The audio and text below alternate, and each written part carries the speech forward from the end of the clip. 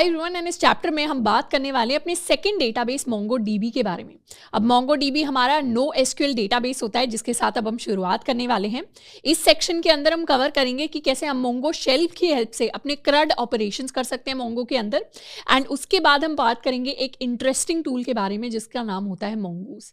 तो सबसे पहले हम Mongo शेल की बात करेंगे। आई होप कि आप सभी ने ऑलरेडी इंस्टॉलेशन कर लिया है MongoDB का, और एक बार इंस्टॉल हो गया तो उसके बाद हम अपने CRUD ऑपरेशंस को, यानी डेटाबेसेस के ऊपर जो हम ऑपरेशंस करते हैं उनको करना स्टार्ट कर सकते हैं। अब शुरू करने से पहले एक और चीज कि Mongo जो है वो बहुत पॉपुलर डेटाबेस है, स्पेशली एक्सप्रेस के साथ। जो हमने एक्सप्रेस.js को यूज किया है उसके साथ MongoDB को पेयर करना काफी पॉपुलर ऑप्शन है डेवलपमेंट प्रोसेस के अंदर। इसीलिए हमारे पास दो फेमस स्टैक्स आते हैं। एक होता है हमारा MERN स्टैक जिसमें M is for MongoDB, E is for express, and दूसरा होता है हमारा मीन स्टैक जिसमें भी MongoDB और एक्सप्रेस होते हैं। तो दो पॉपुलर स्टैक्स निकलते हैं, इसीलिए एक्सप्रेस.js के साथ काफी ज्यादा लोग प्रेफर करते हैं कि MongoDB को एज अ डेटाबेस यूज करें। अब वैसे तो MongoDB अगर हमें एक्सटेंसिवली पूरा मास्टर करके सीखना है तो हमें 30 से 40 घंटे लगेंगे, क्योंकि किसी भी डेटाबेस को अच्छे से सीखने के लिए उतना टाइम डेडिकेट हमें करना पड़ेगा। जैसे हमने SQL में बात की थी कि हमें 30 से 40 घंटे लगेंगे कंप्लीट SQL को अच्छे से मास्टर करने में, पर हमने SQL के इंपॉर्टेंट कॉन्सेप्ट्स को कवर किया और उतने पार्ट्स को कवर किया जितने हमारे डेवलपमेंट प्रोसेस के लिए जरूरी हैं। वैसे ही MongoDB के अंदर हम उतना MongoDB कवर करेंगे जो हमारे डेवलपमेंट प्रोसेस को आसान बनाएगा, जितना हमें हेल्पफुल लगेगा एक डेटाबेस को अपने बैकएंड के साथ अटैच करने के लिए। तो शुरुआत करते हैं। सबसे पहले MongoDB के अंदर हम बात करने वाले हैं अपने शेल के बारे में। शेल क्या होता है? अब हमने जब MongoDB को इंस्टॉल किया होगा तो इंस्ट्रक्शंस के अंदर हमें बोला होगा कि एक बार इंस्टॉल हो जाता है तो हमें इस तरीके की एक कमांड रन करनी है। तो हमने वर्जन 7 को इंस्टॉल किया होगा, या आपने जो भी अपना लेटेस्ट वर्जन इंस्टॉल किया है, ये कमांड आप रन कर सकते हैं अपने टर्मिनल के अंदर। नहीं तो अगर इस कमांड में कोई एरर आता है तो हम sudo करके इसे रन करेंगे, यानी एज द रूट यूजर। तो इसे कर देते हैं एंटर। जैसे एंटर करेंगे हो सकता है हमें पासवर्ड के लिए कोई प्रॉम्प्ट आए। पासवर्ड एक बार एंटर कर दिया तो उसके बाद हमारे लिए हमारी MongoDB सर्विस स्टार्ट हो गई। जैसे ही MongoDB सर्विस स्टार्ट हो जाती है, इसे कर लेते हैं क्लियर।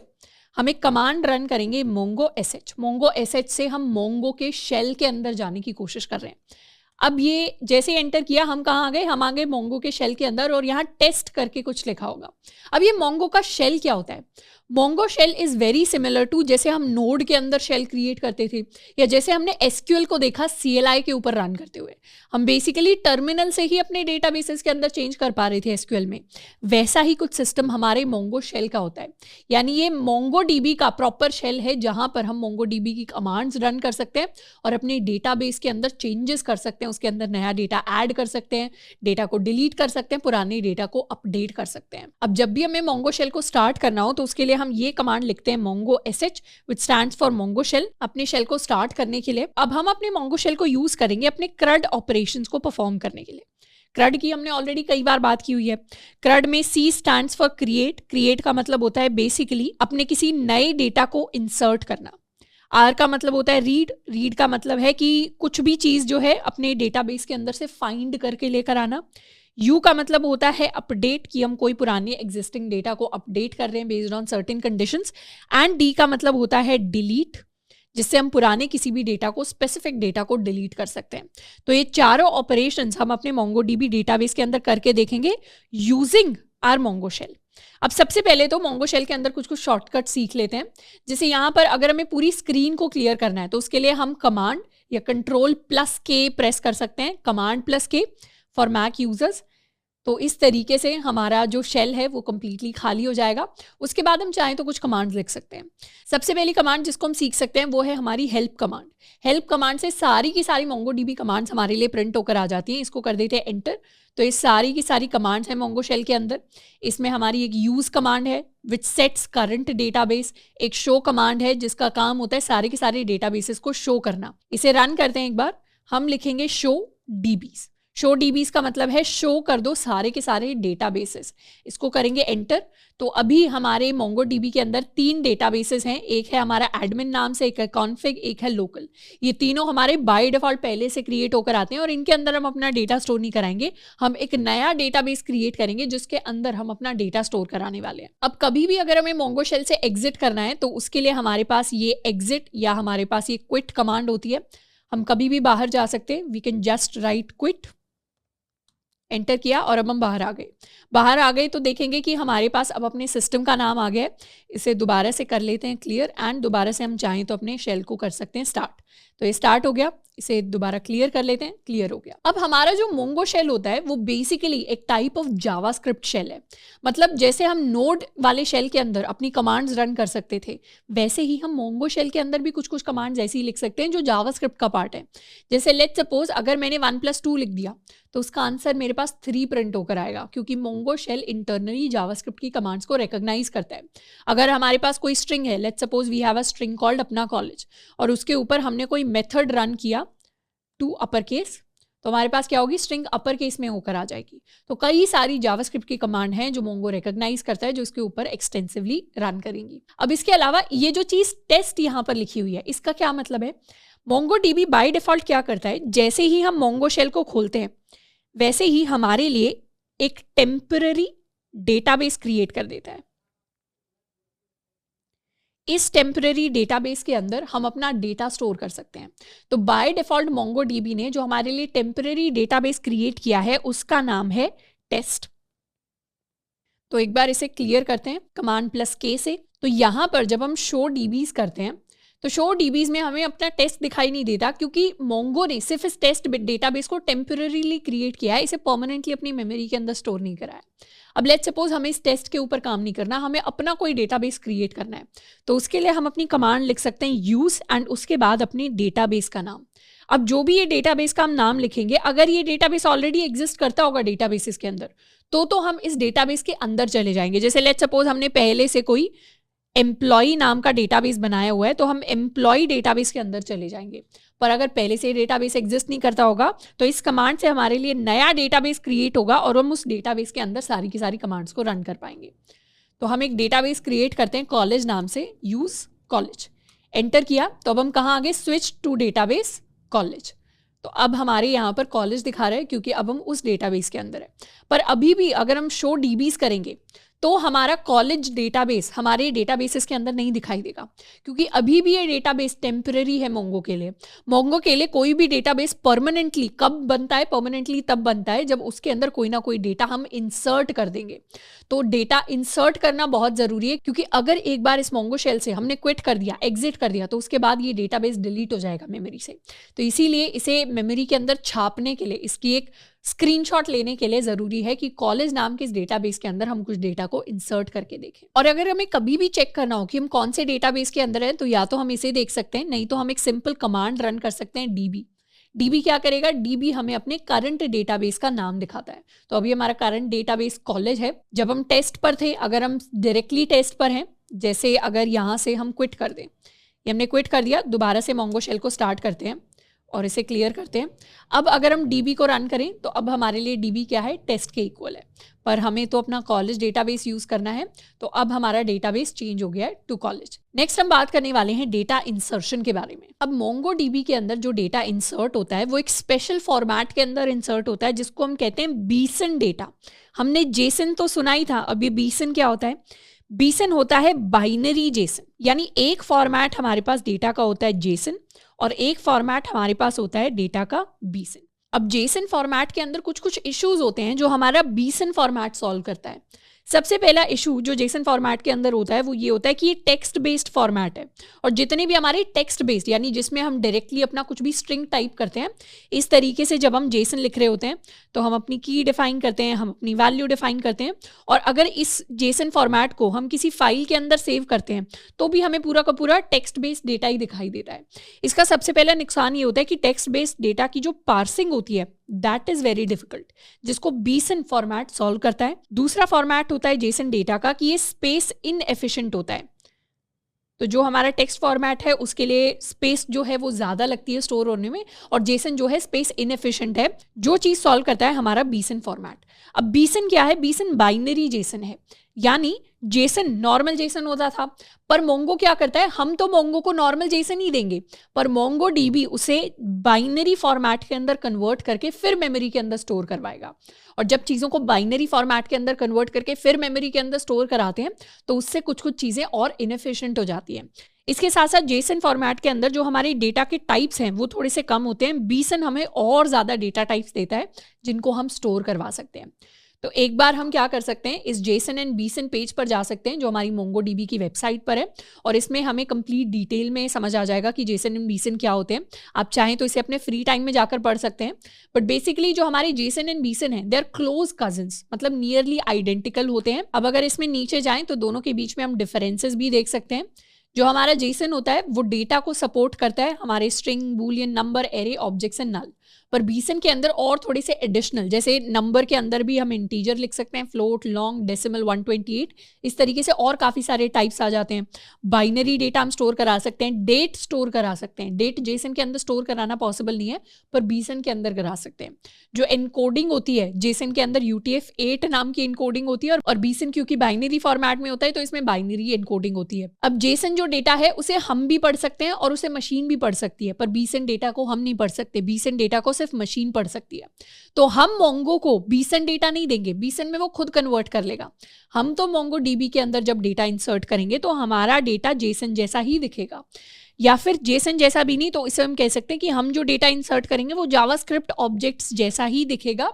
मोंगोडीबी उसे ऑटोमेटिकली बीसन के अंदर कन्वर्ट कर लेगा।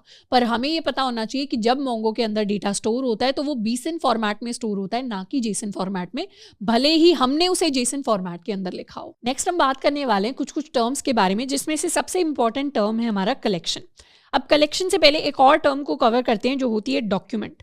मोंगोडीबी के अंदर जो डेटा स्टोर होता है वो स्टोर होता है in the form of documents. Basically जो बीसन डेटा हम स्टोर करवाएंगे उन्हीं को हम डॉक्यूमेंट्स कहते हैं, और जब एक कलेक्शन ऑफ डॉक्यूमेंट्स हो जाता है उसे हम अपना कलेक्शन कह देते हैं। इसे हम ऐसे समझ सकते हैं जैसे हमारे पास SQL के अंदर अपना एक डेटाबेस होता था, this was my database. Database के अंदर हमारे पास मल्टीपल टेबल्स हो सकती थी।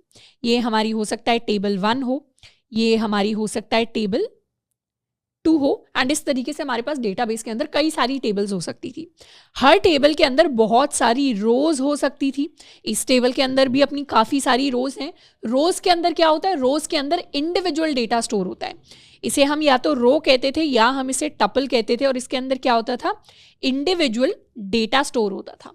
वैसा ही कुछ कॉन्सेप्ट हमारे मोंगोडीबी के अंदर होता है। मोंगोडीबी के अंदर क्या होता है, मोंगोडीबी के अंदर एक हमारा डेटाबेस होता है, इसको हम अपनी आउटर लेयर समझ सकते हैं। और डेटाबेस के अंदर इस बार टेबल्स नहीं होंगी, डेटाबेस के अंदर इस बार हमारे कलेक्शंस होंगे।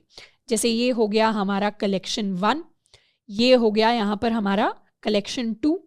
बेसिकली SQL के अंदर जो काम टेबल करती थी वो यहाँ पर हमारे कलेक्शंस करते हैं। और कलेक्शंस क्या होते हैं, कलेक्शंस डिफरेंट डॉक्यूमेंट्स का मोंगोडीबी के अंदर कलेक्शन होते हैं। तो कलेक्शन के अंदर बहुत सारे डॉक्यूमेंट स्टोर होते हैं। अब यहाँ पर जो डॉक्यूमेंट है वो SQL के अंदर रोज होती हैं।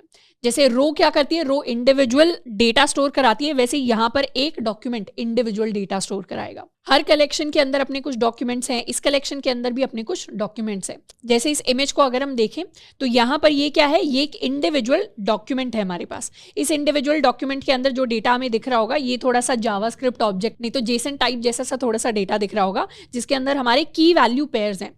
तो जो एक डॉक्यूमेंट होता है उसके अंदर हमारे की वैल्यू पेयर्स होते हैं, और ये की वैल्यू पेयर्स जब मेमोरी के अंदर स्टोर होते हैं तब ये बीसन के अंदर कन्वर्ट हो जाते हैं।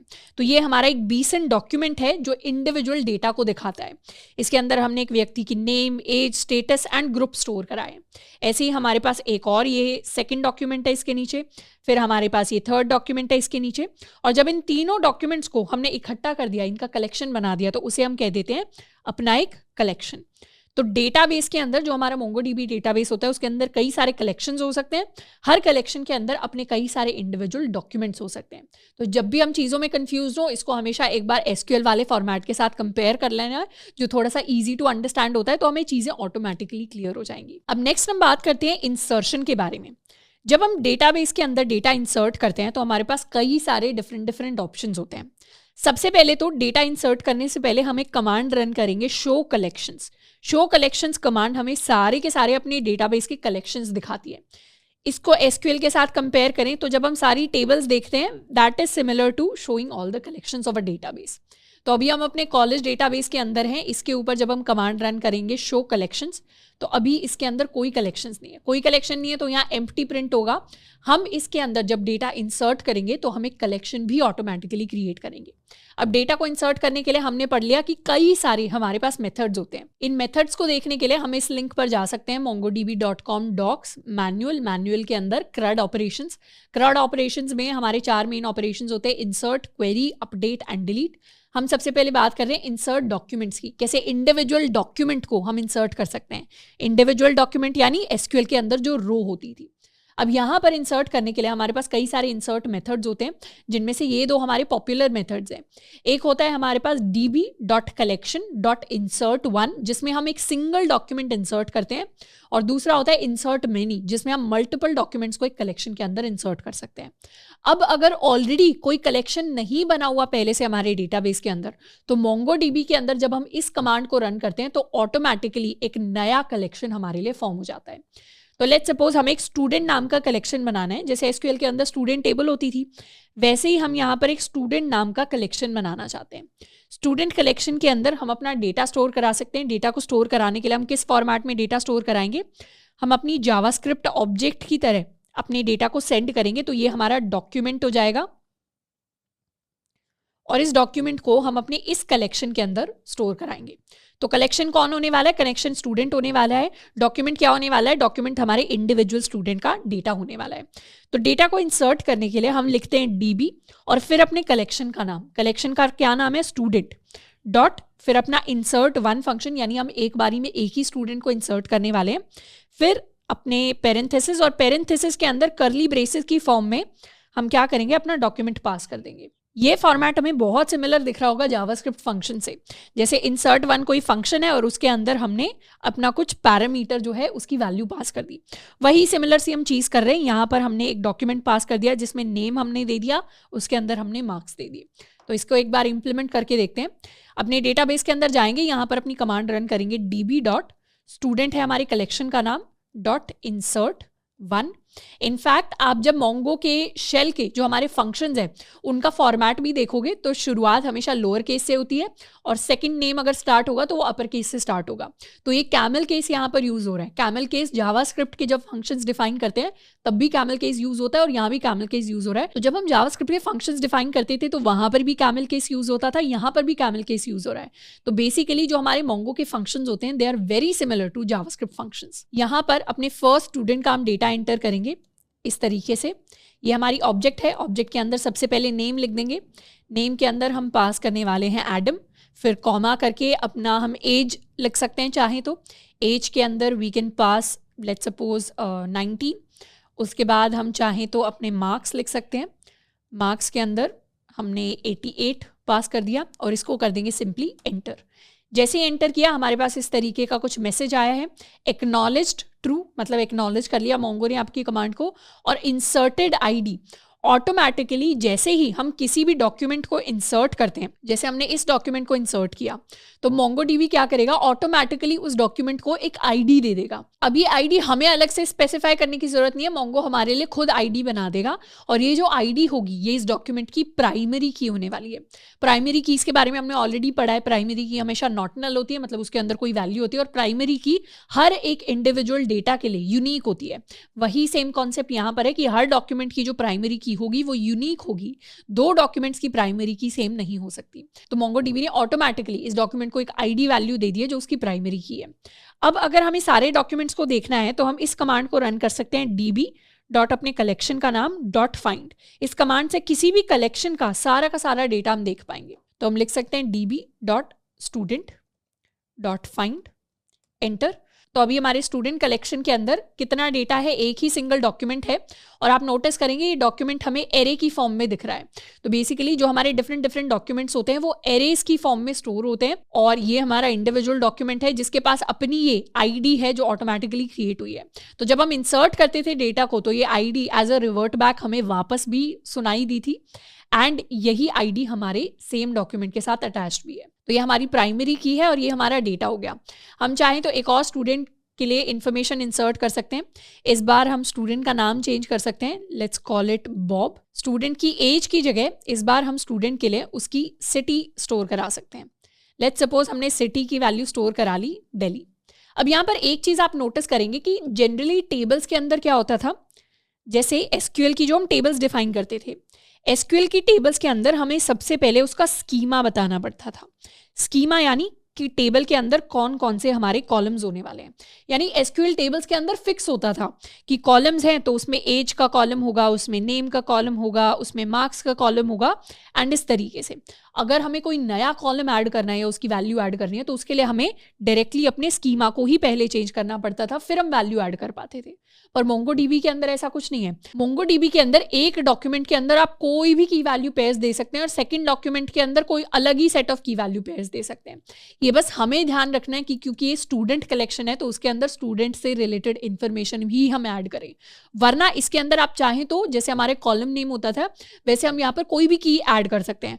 हम चाहें तो स्टूडेंट के लिए यहाँ पर सैलरी भी लिख सकते हैं इस तरीके से कि हम यहाँ कॉमा कर देंगे एंड यहाँ पर हम सैलरी लिखना स्टार्ट कर देंगे। पर ये सही तरीका नहीं होगा, ये हमें पता है, पर मोंगोडीबी को नहीं पता। मोंगोडीबी हमें सारी तरीके की वैल्यू पेयर स्टोर करना अलाउ करता है। ये बिल्कुल यहाँ पर मतलब नहीं है कि अगर स्टूडेंट कलेक्शन हमने बनाया और फर्स्ट स्टूडेंट के अंदर हमने नेम, एज और अपने मार्क्स स्टोर कराए तो सेकंड के अंदर भी हम नेम, एज और मार्क्स ही स्टोर करा सकते हैं। सेकंड के अंदर हम कोई और नया की वैल्यू पेयर दे सकते हैं जिसके अंदर हमारे पास सिटी आ जाएगी। तो कोई बाउंडेशन नहीं होता। हम चाहे तो ये नाम भी यहाँ से कंप्लीटली स्किप कर सकते हैं, तब भी अपने स्टूडेंट की वैल्यू को इंसर्ट करना पॉसिबल होगा। तो ये हमने एक नया स्टूडेंट इंसर्ट किया है, इसे हम कुछ मार्क्स दे देते हैं।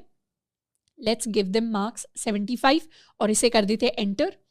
एंड इस बार स्टूडेंट डॉट फाइंड जब करेंगे तो हमारे पास 2 स्टूडेंट्स आएंगे। ये हमारा फर्स्ट स्टूडेंट है, ये हमारा सेकंड स्टूडेंट है। तो एक चीज हमने नोटिस की कि if a collection does not exist, यानी स्टूडेंट कलेक्शन पहले से एग्जिस्ट तो करता नहीं था, तो मोंगोडीबी क्या करता है, creates a collection when you first store data for that collection. तो जब हमने फर्स्ट टाइम ये कमांड रन की तो मोंगोडीबी ने ऑटोमेटिकली हमारे लिए हमारा स्टूडेंट कलेक्शन बना दिया, क्रिएट कर दिया। अब नेक्स्ट हम बात करने वाले हैं कि जब हमें मल्टीपल डेटा को इंसर्ट करना होता है तो हम कैसे कर सकते हैं। जब हम कई सारे डेटा को, कई सारे डॉक्यूमेंट्स को एक साथ इंसर्ट करना चाहते हैं तो उसके लिए हम एक एरे ऑफ डॉक्यूमेंट्स पास करते हैं। यानी हम अपना ये फंक्शन यूज करते हैं इंसर्ट मैनी। हम लिखते हैं db.collection.insert many और उसके बाद पेरेंथेसिस के अंदर हम अपना एक एरे पास करते हैं। एरे के अंदर इंडिविजुअल हमारे डॉक्यूमेंट्स होते हैं जो कॉमा से सेपरेटेड होते हैं और इस तरीके से हमारे जो मल्टीपल डॉक्यूमेंट्स हैं उनको हम पास कर सकते हैं। अब मल्टीपल डॉक्यूमेंट्स को पास करने के लिए एक बार इसे क्लियर कर लेते हैं। हम लिखेंगे db.student.insert many।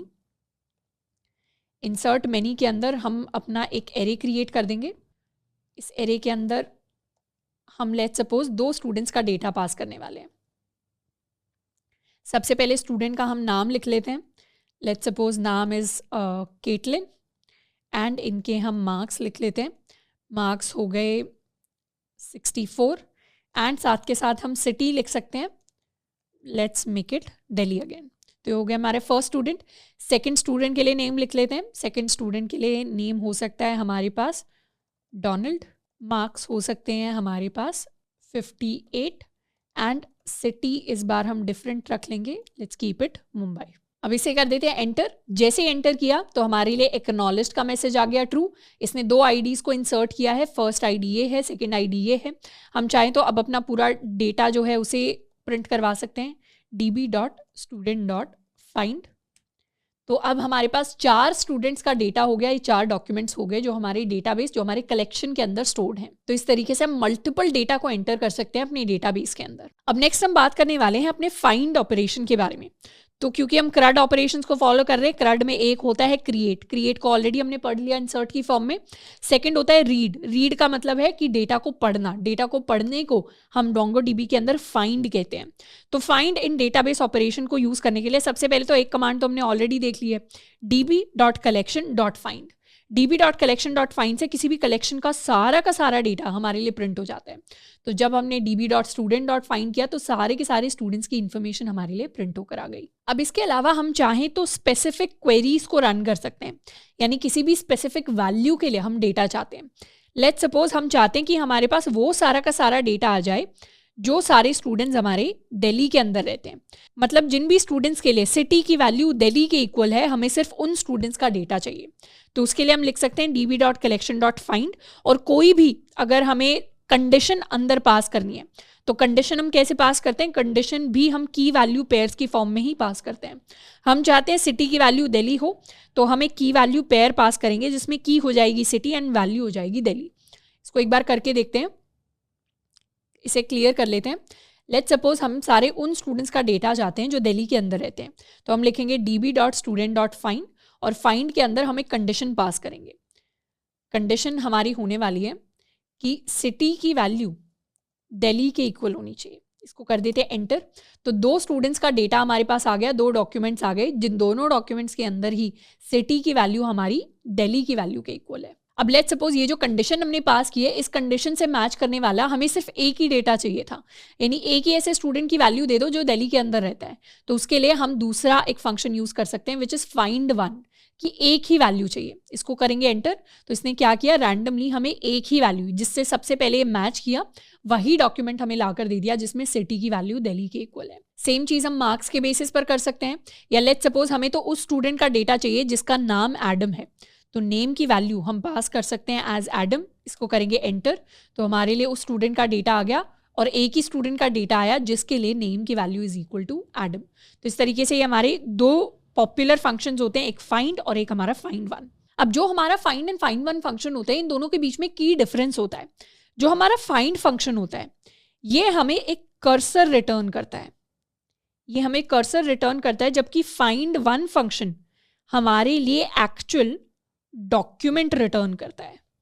जैसे यहां पर एक बार हमने फाइंड को रन किया और एक बार हम फाइंड वन को रन करके देखते हैं, दोनों के बीच में एक स्लाइट डिफरेंस है। जैसे database.student.find1 एंड database.student.find, दोनों से ही हमने उस स्टूडेंट की इंफॉर्मेशन मांगी जो एडम, जिसका नाम एडम है, और दोनों ने ही हमें सिंगल डॉक्यूमेंट रिटर्न किया। इसने भी सिंगल डॉक्यूमेंट और सेम डॉक्यूमेंट रिटर्न किया, इसने भी सेम चीज रिटर्न की, पर दोनों में डिफरेंस है। आप नोटिस कर रहे होंगे जब हम इसे प्रिंट करवा रहे हैं फाइंड वन को, तो हमारे लिए सिर्फ डॉक्यूमेंट प्रिंट हो रहा है, और जब हम सिर्फ फाइंड को रन करवा रहे हैं तो हमारे लिए एक एरे प्रिंट होता है और एरे के अंदर हमारे पास डॉक्यूमेंट प्रिंट हो रहा है। तो डिफरेंस क्यों आता है? डिफरेंस इसलिए आता है क्योंकि जब भी हम फाइंड फंक्शन को कॉल करते हैं तो वो हमें कर्सर रिटर्न करता है।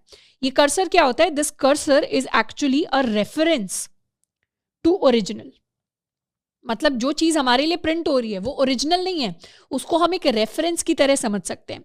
रेफरेंस की तरह यानी कि ये तो हमारा एक्चुअल डॉक्यूमेंट है और ये जो कर्सर है सिर्फ इस डॉक्यूमेंट की तरफ पॉइंट कर रहा है, तो ये हमारा कर्सर है। जैसे हमारी स्क्रीन के ऊपर हमारे कर्सर्स होते हैं, वैसे ही ये हमारा एक कर्सर है जो एक्चुअल डॉक्यूमेंट की तरफ पॉइंट कर रहा है।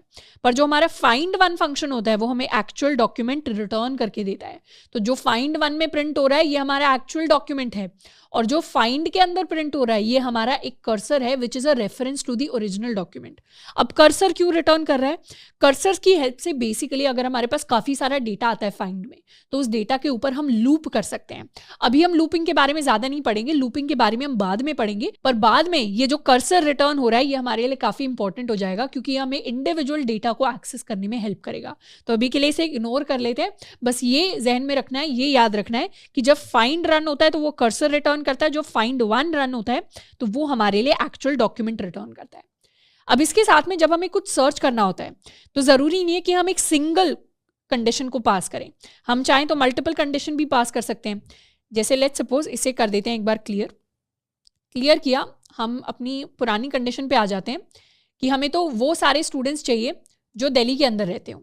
तो हमारे पास ये सारे स्टूडेंट्स आ गए। तो अगर हमें उन सारे स्टूडेंट्स का डेटा चाहिए जिनकी सिटी दिल्ली है और जिनके मार्क्स 75 के इक्वल हैं, तो उसके लिए हम लिखेंगे db.student.find, और फाइंड के अंदर ये जो हम पास करेंगे अपनी कंडीशन, इसके अंदर हम लिखने वाले हैं कि हमारी जो सिटी है, सिटी की value should be equal to Delhi, and comma करके हम लिख सकते हैं कि हमारे मार्क्स की value should be equal to 75। तो एक इंडिविजुअल कंडीशन की वैल्यू पेयर के अंदर ही हम एक नया की वैल्यू पेयर क्रिएट कर रहे हैं। इसको एंटर करेंगे तो इस बार हमारे लिए एक सिंगल डॉक्यूमेंट की वैल्यू आएगी जिसके अंदर सिटी भी दिल्ली है और जिसके अंदर हमारे मार्क्स भी 75 है। तो इस तरीके से हम मल्टीपल कंडीशंस के लिए भी ढूंढ सकते हैं एक स्पेसिफिक डॉक्यूमेंट को। अब नेक्स्ट हम बात करने वाले हैं फाइंड के अंदर अपने ऑपरेटर्स के बारे में। तो जब भी फाइंड को हम यूज करते हैं तो उसके साथ कई सारे डिफरेंट ऑपरेटर्स हम यूज कर सकते हैं। ऑपरेटर्स कहने का क्या मतलब है? अब ऑपरेटर्स कहने का मतलब है कि जो मैथमेटिकल ऑपरेटर्स या लॉजिकल ऑपरेटर्स हमने पढ़े हैं वो सारे मोंगो के अंदर भी एग्जिस्ट करते हैं, जैसे एसक्यूएल के अंदर एग्जिस्ट करते थे।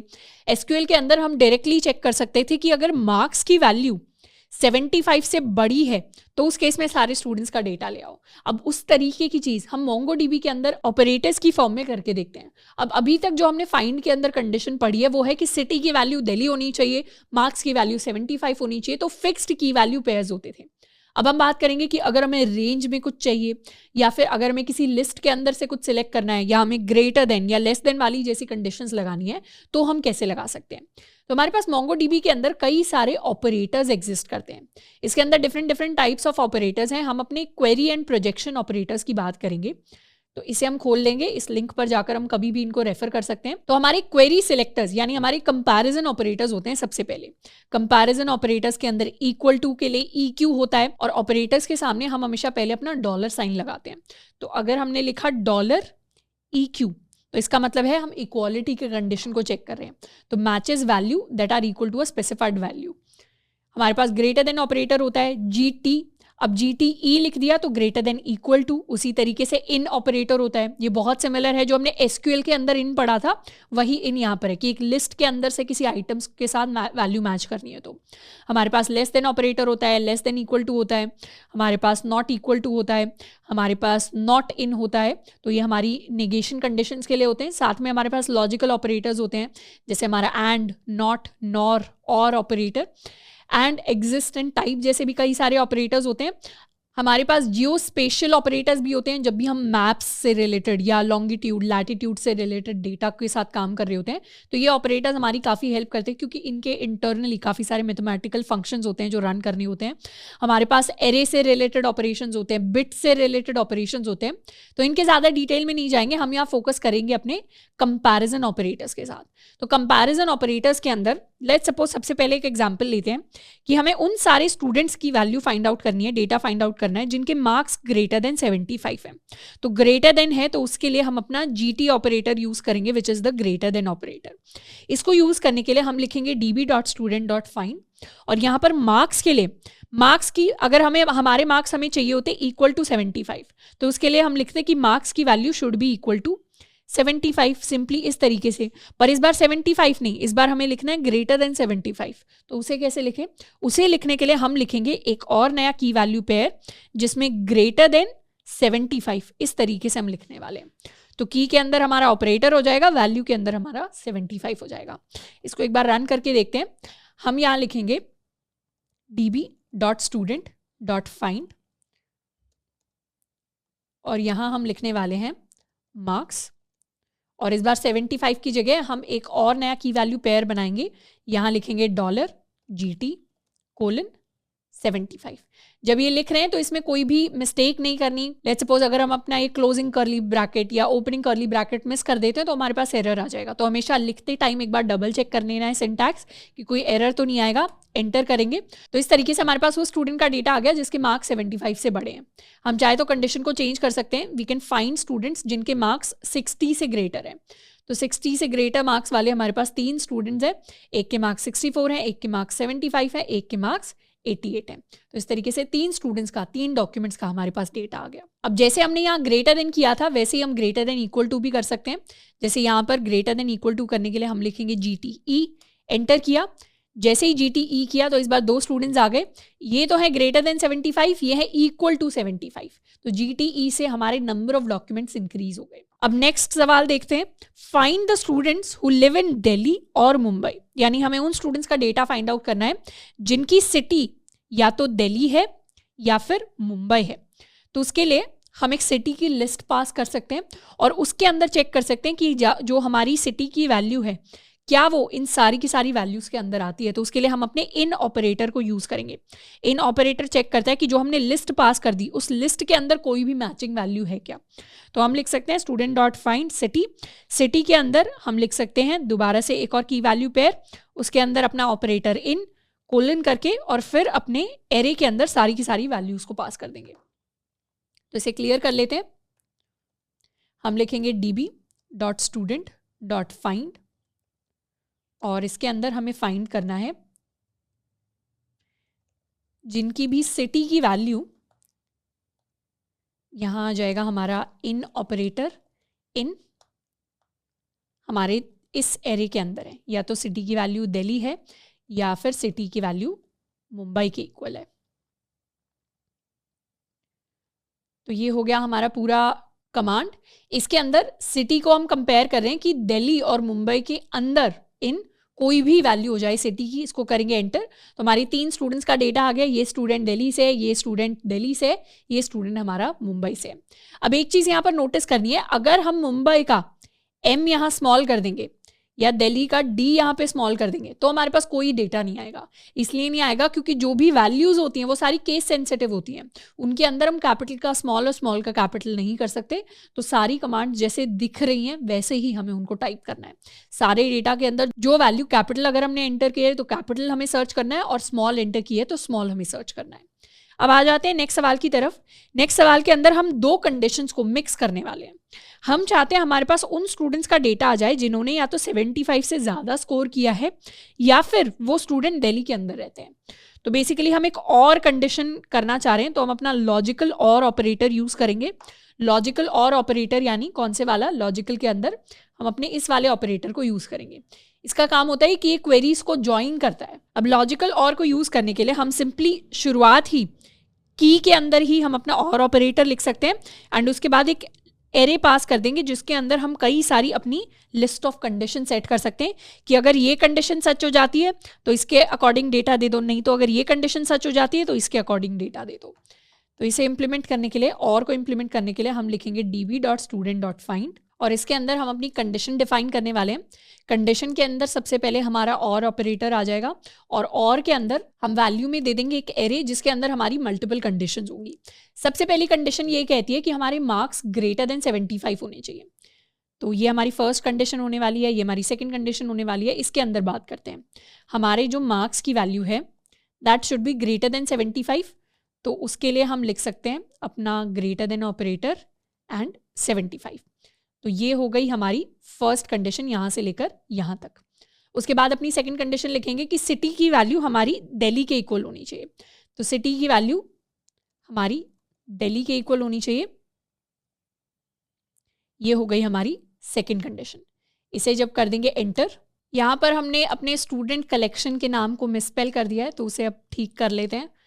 कलेक्शन क्योंकि एग्जिस्ट ही नहीं करता तो डेटा हमारे पास आएगा ही नहीं, इसको कर देते हैं स्टूडेंट।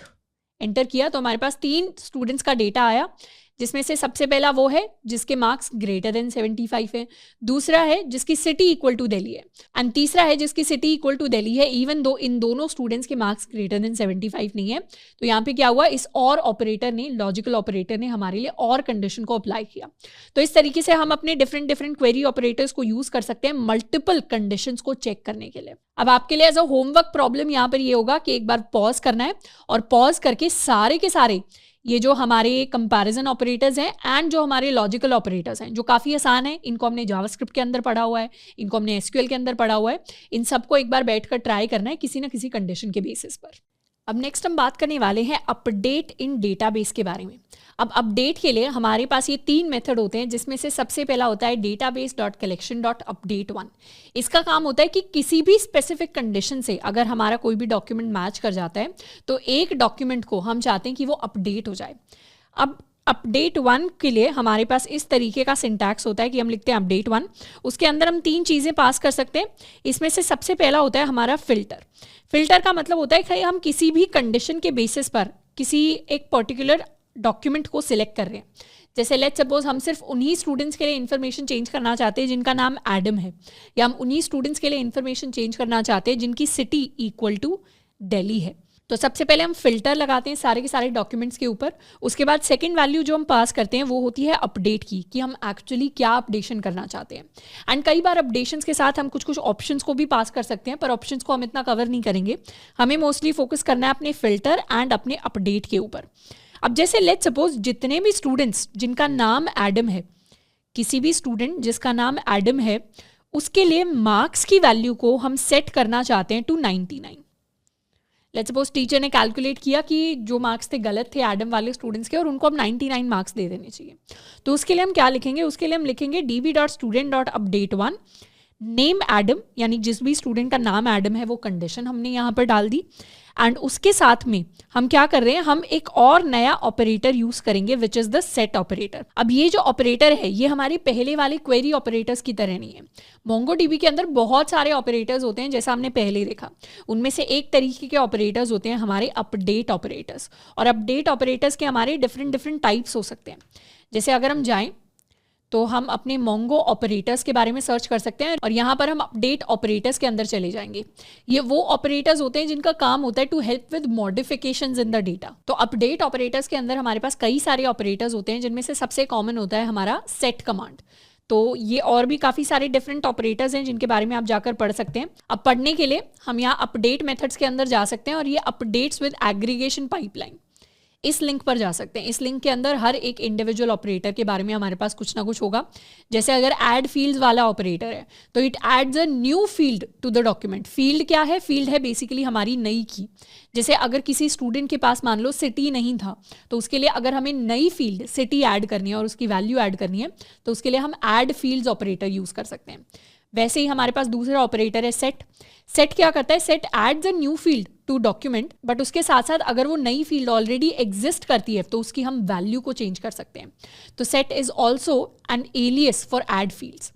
इसके अलावा हमारे पास प्रोजेक्ट होता है, अनसेट होता है, रिप्लेस रूट होता है, रिप्लेस विद होता है। तो इनको हम जाकर एज अ होमवर्क प्रॉब्लम पढ़ सकते हैं, पर मैक्सिमम केसेस में हम सेट को यूज कर रहे होंगे।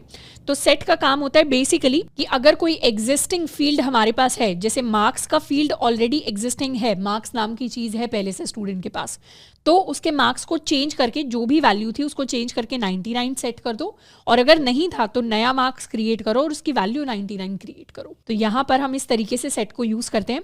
हम लिखेंगे अपने कर्ली ब्रेसेस के अंदर हमारा ऑपरेटर आ जाएगा सेट, एंड उसके बाद मार्क्स की वैल्यू को हम सेट करना चाहते हैं टू 99। एक बार इसे एग्जीक्यूट करके देखते हैं। वापस आ जाते हैं हम अपने शेल के अंदर और यहाँ लिखते हैं db.student.update1। ये हम एक ही स्टूडेंट को अपडेट करना चाहते हैं। कौन सा वो स्टूडेंट होगा, जिस स्टूडेंट के अंदर नेम की वैल्यू होगी एडम के इक्वल। तो ये तो हो गया हमारा फिल्टर कि जहां नेम एडम के इक्वल है, एंड उसके बाद हम अपनी कंडीशन को डिफाइन करते हैं। कंडीशन हमारी ये कहती है कि हमें सेट करना है, क्या सेट करना है, अपने मार्क्स को सेट करना है टू 99। ये हो गई हमारी कंडीशन, यानी ये हमने अपडेट कर दिया इस क्वेरी या इस फिल्टर के बेसिस पर।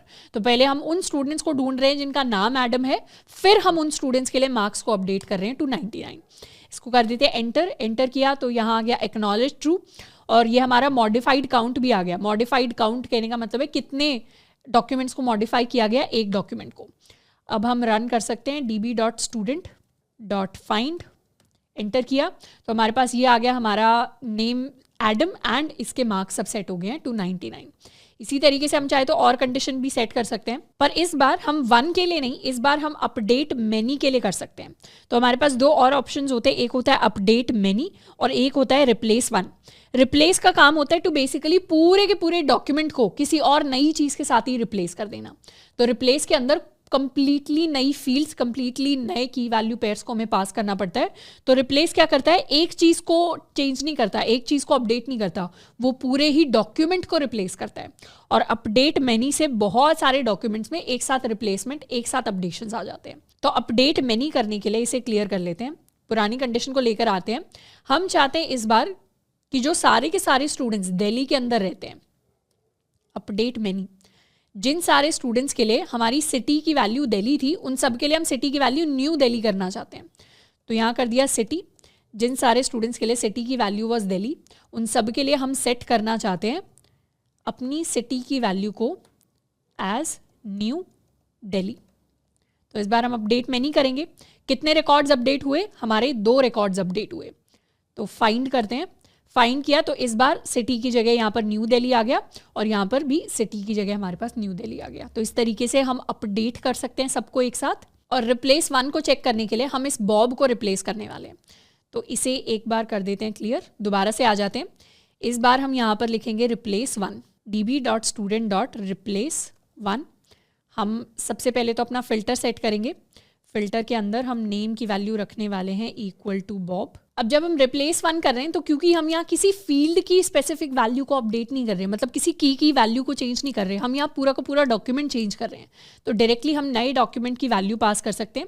नए डॉक्यूमेंट के अंदर नेम की वैल्यू होगी श्रद्धा और मार्क्स की वैल्यू होने वाली है, लेट्स कॉल इट 94, एंड यहाँ पर हमारी स्टेट हम पास करेंगे, लेट्स कॉल इट हरियाणा। तो इस तरीके से एक नया ही डॉक्यूमेंट हमने पास कर दिया। इसको कर देंगे एंटर। एंटर किया तो यहाँ दिख गया modified count is equal to 1। अब जब दोबारा से फाइंड करेंगे तो इस बार बॉब की जगह हमारे पास नेम है श्रद्धा, मार्क्स है 94, स्टेट है हरियाणा। पर एक चीज़ नोटिस करेंगे कि जो पहले वाली आईडी थी वही इसी ऑब्जेक्ट की आईडी है, वही इसी डॉक्यूमेंट की आईडी है।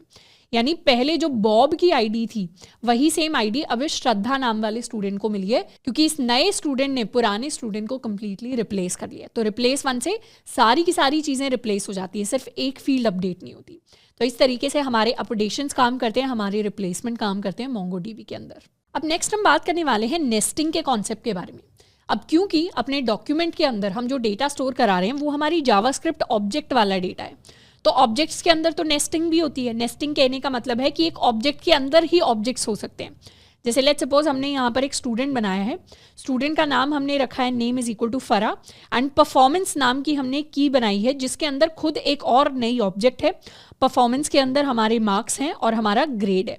अब लेट्स सपोज कल को अगर हमने जाके फाइंड आउट करने हैं वो स्टूडेंट्स जिनकी परफॉर्मेंस के अंदर मार्क्स की वैल्यू 88 है, तो उसको कैसे फाइंड करेंगे? क्योंकि मार्क्स अब कोई की नहीं है। की क्या है? की है हमारी परफॉर्मेंस। एक बार इस ऑब्जेक्ट को पहले क्रिएट करके देखते हैं। लेट्स सपोज हम db.student के अंदर इंसर्ट करना चाहते हैं 1, एक नई ऑब्जेक्ट हम इंसर्ट करना चाहते हैं, और इस ऑब्जेक्ट के अंदर नेम हम रखेंगे फरा, साथ में हम परफॉर्मेंस एक रखेंगे, और परफॉर्मेंस के अंदर एक और नई ऑब्जेक्ट होगी जिसके अंदर मार्क्स होंगे हमारे 88 एंड हमारा ग्रेड होने वाला है A के इक्वल। इस तरीके से हमने एक स्टूडेंट ऐड कर दिया। अब जब स्टूडेंट डॉट फाइंड करेंगे तो ये हमारा स्टूडेंट ऑब्जेक्ट आ गई जिसका नाम है फरा और जिसके अंदर परफॉर्मेंस आ गई है जिसके अंदर मार्क्स 88 एंड ग्रेड A है। इसे कर लेते हैं क्लियर। अब लेट्स सपोज जिस भी स्टूडेंट के मार्क्स 88 है हमें उस स्टूडेंट की इन्फॉर्मेशन फाइंड आउट करनी है, तो उसके लिए अगर हम लिखते हैं db.student.find1, या इसे सिर्फ फाइंड भी लिख सकते हैं, और यहाँ पर हम अपने मार्क्स की वैल्यू को सेट करने वाले हैं टू 88, कि अगर जिसके मार्क्स 88 है हमें उस स्टूडेंट को फाइंड करना है। एंटर करेंगे तो उस केस में हमारे पास एम्प्टी आता है, क्योंकि मार्क्स नाम का कोई की है ही नहीं हमारे पास। तो क्या है, हमारे पास परफॉर्मेंस नाम की है। तो अगर परफॉर्मेंस के अंदर के मार्क्स हमें चेक करने हैं तो उसके लिए हम स्ट्रिंग के अंदर लिखते हैं परफॉर्मेंस डॉट मार्क्स। तो इस तरीके से हम अपनी की पास करेंगे कि हमें परफॉर्मेंस की के अंदर जो मार्क्स की है उसकी वैल्यू 88 है, ये चेक करना है। एंटर करेंगे तो इस बार हमारे पास हमारे करेक्ट स्टूडेंट का डेटा आ गया जिसके अंदर परफॉर्मेंस की के अंदर मार्क्स की है उसकी वैल्यू 88 है। तो ऐसे अगर हमें नेस्टेड फॉर्म में किसी भी इंटरनल की को एक्सेस करना होता है तो उसके लिए हम डॉट फॉर्मेट यूज़ करते हैं और अपनी कीज़ को स्ट्रिंग के अंदर लिखते हैं। या तो हम कोट्स के अंदर लिख सकते हैं या आप डबल कोट्स के अंदर, यानी या सिंगल कोट्स भी रन कर जाएंगे या डबल कोट्स भी रन कर जाएंगे। पर बेसिकली जहाँ भी नेस्टिंग होगी, क्योंकि जब MongoDB है, MongoDB के अंदर JSON BSON के साथ हम डील कर रहे हैं, तो वहाँ पर डेफिनेटली नेस्टिंग हो सकती है। और जब भी नेस्टिंग होती है तो हम डेटा को कुछ इस तरीके से एक्सेस करते हैं। अब नेक्स्ट हम बात करने वाले हैं डिलीट इन डेटाबेस के बारे में। तो जैसे हमारे पास अपडेट होता है, इंसर्ट होता है, वैसे ही हमारे पास डिलीट क्वेरी भी होती है। डिलीट के अंदर हमारे पास दो ऑप्शंस होते हैं। एक होता है हमारा डिलीट 1, जिसके अंदर हम कोई भी फिल्टर पास करते हैं, यानी कोई भी कंडीशन पास करेंगे और उसके बेसिस पर जो पहला स्टूडेंट उस कंडीशन के साथ मैच करेगा या डॉक्यूमेंट मैच करेगा उसमें से एक ही डॉक्यूमेंट डिलीट होगा। और डिलीट मेनी में जितने भी डॉक्यूमेंट्स मैच करेंगे वो सारे के सारे डिलीट हो जाएंगे। तो एक बार इन्हें ट्राई करते हैं, इसे कर लेंगे क्लियर Command+K से। अब सबसे पहले हम उस स्टूडेंट को डिलीट करना चाहते हैं जिसकी स्टेट हरियाणा है। तो अभी तो यहाँ पर स्टूडेंट डॉट फाइंड कर रहे हैं तो ये सारे के सारे स्टूडेंट आ रहे हैं हमारे पास। यहाँ पर 5 स्टूडेंट्स हैं। 5 स्टूडेंट्स के अंदर हमें ये हरियाणा वाला स्टूडेंट डिलीट करना है। तो इसे कर लेते हैं क्लियर। हम लिखेंगे db.student.delete1 और delete 1 के अंदर हम यहाँ लिखेंगे जिसकी भी स्टेट इक्वल टू हरियाणा है उन स्टूडेंट्स को डिलीट कर दो। जैसे ही एंटर किया एक्नॉलेज्ड आ गया, बट डिलीट काउंट 0 आए, मतलब एक्नॉलेज तो कर लिया मोंगो डीबी ने कि आपने कमांड लिखी है, बट डिलीट काउंट 0 मतलब कुछ डिलीट नहीं हुआ क्योंकि हरियाणा को हमने मिसटाइप कर दिया है। ये कर लेते हैं, इस बार deleted count is equal to 1। अब फाइंड करेंगे सारे स्टूडेंट्स को, तो इस बार हरियाणा वाला स्टूडेंट हमें नहीं दिखेगा, इस बार सिर्फ 4 स्टूडेंट्स रह गए हमारे डेटाबेस के अंदर। अब एक बार डिलीट मैनी करते हैं। डिलीट मैनी के अंदर हम लेट्स सपोज उन स्टूडेंट्स को डिलीट करना चाहते हैं जिनके मार्क्स आर लेस देन 75। तो ये 2 स्टूडेंट्स डिलीट होंगे, इसके भी मार्क्स 75 से कम है, इसके भी मार्क्स 75 से कम है। इसे कर लेते हैं क्लियर। तो db.student.delete मैनी कंडीशन के अंदर इस बार हम लिखेंगे जिनके मार्क्स, और यहाँ हमें अपना ऑपरेटर लिखना पड़ेगा, अपना लेस देन ऑपरेटर, जिनके भी मार्क्स लेस देन 75 हैं वो सारे के सारे स्टूडेंट्स को पहले फाइंड किया जाएगा, फिर उन्हें डिलीट किया जाएगा। एंटर करेंगे तो कितने स्टूडेंट्स डिलीट हुए? 2 स्टूडेंट्स डिलीट हुए। चेक करेंगे दोबारा से, तो इस बार डेटाबेस के अंदर 2 ही स्टूडेंट्स बचे और दोनों स्टूडेंट्स के मार्क्स ग्रेटर देन 75 हैं। अब ये तो हो गई कि हमें डॉक्यूमेंट डिलीट करना है, पर लेट्स सपोज हमें पूरा का पूरा डेटाबेस डिलीट करना है, तो उसके लिए हम ड्रॉप डेटाबेस लिखते हैं, यानी हम लिखेंगे db.drop डेटाबेस। तो जो भी हमारा करंट डेटाबेस होगा जिसके अंदर हम चेंजेस कर रहे हैं, जैसे अभी हमारा current database is college database, वो कंप्लीटली ड्रॉप हो जाएगा। अब ड्रॉप डेटाबेस से पहले एक बार हम इस पूरे डेटाबेस को खाली करना चाहते हैं, तो खाली करने के लिए हम लिखते हैं db.student.delete many। जब हम इस तरीके से डिलीट मैनी लिखते हैं एम्प्टी ऑब्जेक्ट के साथ, तो एम्प्टी कंडीशन कहने का मतलब है कि कोई कंडीशन नहीं अप्लाई करना, सबको डिलीट करना है। जैसे ही सबको डिलीट करेंगे तो हमारे 2 और स्टूडेंट्स डिलीट हो गए, तो इस बार हमारा डेटाबेस क्या हुआ? इस बार हमारा डेटाबेस कंप्लीटली खाली हो गया। तो फाइंड कर रहे हैं, तो इस बार डेटाबेस कंप्लीटली खाली है और अब हम इस डेटाबेस को ड्रॉप करने वाले हैं। डेटाबेस को ड्रॉप करने के लिए हम लिखेंगे db.drop डेटाबेस, एंटर। तो OK1 एंड क्या ड्रॉप हुआ है? हमारा कॉलेज डेटाबेस ड्रॉप हो गया है। तो अब अगर हम शो डीबीज करेंगे, तो शो डीबीज करने से इस बार हमारा कॉलेज वाला डेटाबेस यहाँ पर हमें नहीं दिखाई देगा। लेकिन हाँ, दोबारा से अगर अभी ये कॉलेज क्या है, अभी ये टेम्पररी डेटाबेस बन गया है, तो अब इसके अंदर अगर हम दोबारा से कुछ इंसर्ट करेंगे, तो अपनी पुरानी कोई इंसर्ट कमांड लेकर आते हैं। लेट्स सपोज हमने इंसर्ट कर दिया स्टूडेंट, तो इस बार शो डीबीज अगर हम करेंगे, तो इस बार शो डीबीज के अंदर हमारा कॉलेज हमें दिखाई दे रहा है, पर हम चाहें तो इसे को दोबारा से डिलीट कर सकते हैं।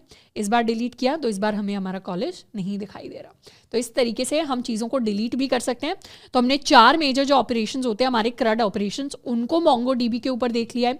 मोंगो डीबी शेल की हेल्प से कैसे हम उन ऑपरेशंस को परफॉर्म कर सकते हैं उसको हमने देख लिया है। अब नेक्स्ट पार्ट के अंदर हम बात करेंगे मोंगूज के बारे में, जो एक स्पेशल टूल होता है जिसकी हेल्प से दोबारा से हम इन ऑपरेशंस को और बेटर तरीके से और फ्रेंडली तरीके से कैसे कर सकते हैं, उसकी हम बात कर रहे होंगे।